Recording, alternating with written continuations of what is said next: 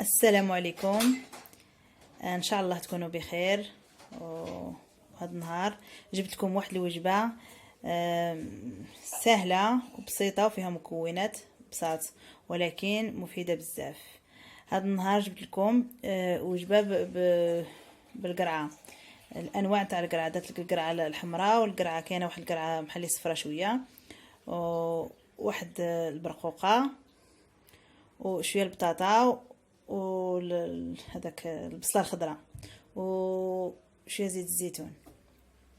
المهم هاد الوجبه زينه الامساك للاطفال وكتحيد البرد، والدراري اللي كيكونوا كتحسي بهم هما يجحهم راسهم هذاك الشيء زوينه بزاف بزاف، كيحيد الصداع تاع الراس.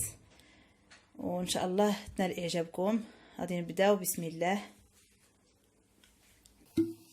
بسم الله. راح ندير قليل من زيت الزيتون، قليل تطيب، ونزيدو عاد شويه زيت الزيتون.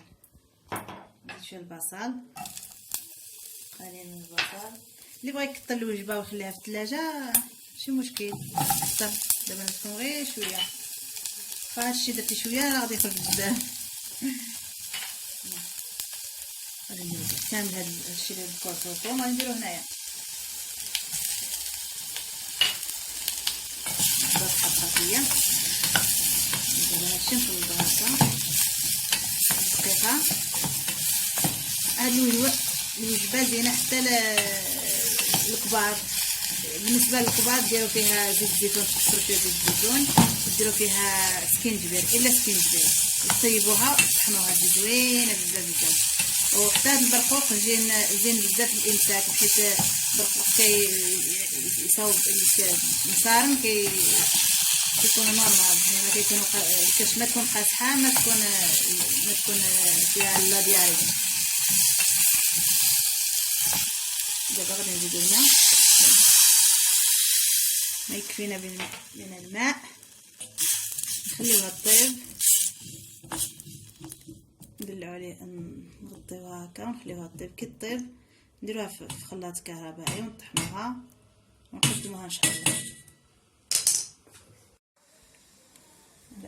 الان هذيك البرقوقه اللي كنت درت البرقوقه حيدت لها العظم وحطيتها معاهم هنايا.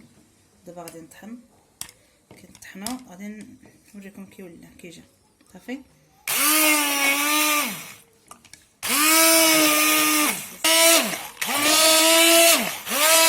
ودابا الوصفه هي واجده.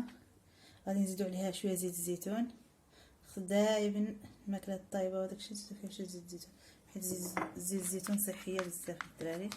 ها هي هذيك البرقوقات طحنتها حتى هي معاهم، مع القرعه حلوه ورقوق، هذاك الشيء تمشى مع بعضياته وجا بنين. ناكلو حتى حنا الا شاط عليهم ناكلو. يلا ما تنساوش ديروا لي لايك، ابوني، وبالصحه والهنا ان شاء الله.